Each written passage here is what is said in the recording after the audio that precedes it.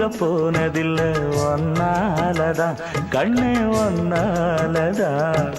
யார் பேச்சு கேட்டாலும் என் காதில் கேட்பதெல்லாம் உன் பேருதான் நெத்தான் உன் பேருதான். இத்தனை நினப்பு என் மேல இருந்தும் எட்டி போகலாமோ? கட்டுப்பாடு இருந்தும் கட்டிக்கு முன்னே ஒட்டிக் கொள்ளலாமோ? முத்தமிட்டா மோசம் என்ன உண்டாகும்? சத்தமிட்டா உன் நிலைமை என்னாகும்?